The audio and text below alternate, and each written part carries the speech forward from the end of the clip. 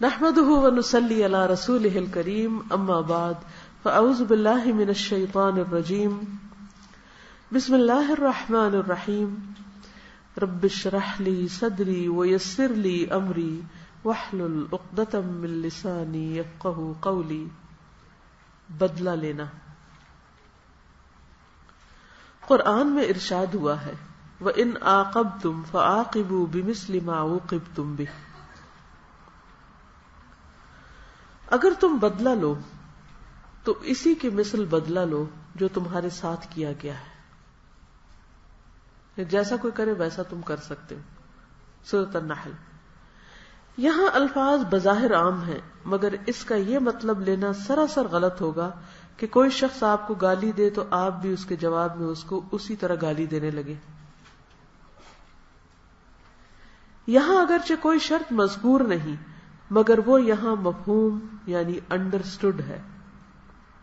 وہ شرط یہ کہ تم جو بدلہ لو وہ اسلامی اخلاق کے دائرے میں ہو نہ کہ اس سے باہر.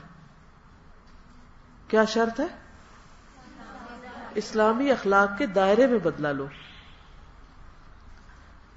معروف اخلاقی حدود کے اندر رہتے ہوئے ہی ہم اپنے کسی مخالف کا جواب دے سکتے ہیں نہ کہ معروف اسلامی اور اخلاقی حدود کے باہر.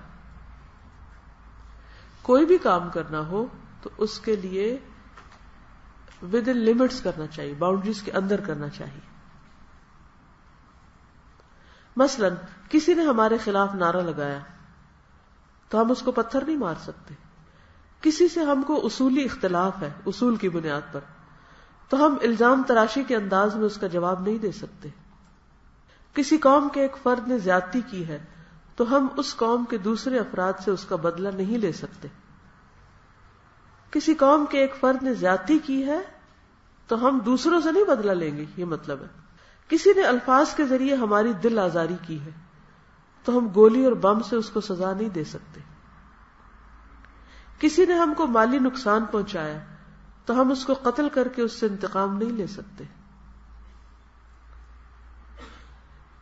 اسی کے ساتھ اس کو بھی اچھی طرح سمجھ لینا چاہیے کہ بدلہ لینے کی بھی ایک حد ہے.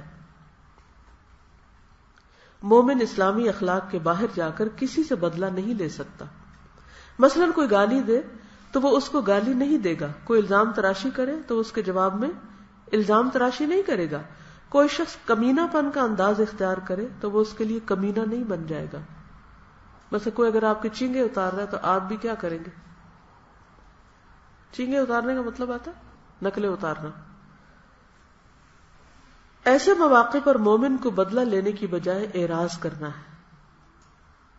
مومن اسلامی اخلاق کے دائرے میں بدلہ لے سکتا ہے مگر معاملہ اسلامی اخلاق کے دائرے کے باہر کا ہو تو وہ خود صبر کرے گا اور معاملہ کو خدا کے حوالے کر کے خاموش ہو جائے گا. برابر کا بدلہ لینا اسلام میں جائز ہے مگر بدلہ لینا اتنا نازک کام ہے کہ جو شخص خدا سے ڈرتا ہو وہ اس کو زیادہ محفوظ طریقہ سمجھے گا کہ بدلہ لینے کی بجائے اس کو معاف کر دے. کیا سمجھ میں آیا؟ جب تک کوئی زیادتی کرتا ہے تو ہم مظلوم ہوتے ہیں لیکن جب ہم برابر کے بدلے سے زیادہ کر لیتے تو ہم ظالم بن جاتے ہیں. کیا تم نہیں چاہتے کہ اللہ تم کو معاف کر دے؟ تو تمہیں بھی کیا کرنا چاہیے؟ دوسروں کو معاف کر دینا چاہیے. آج اتنا ہی کافی. سبحانک اللہم و بحمدک نشہد ان لا الہ الا انت نستغفرک و نتوب الیک. السلام علیکم و رحمۃ اللہ وبرکاتہ.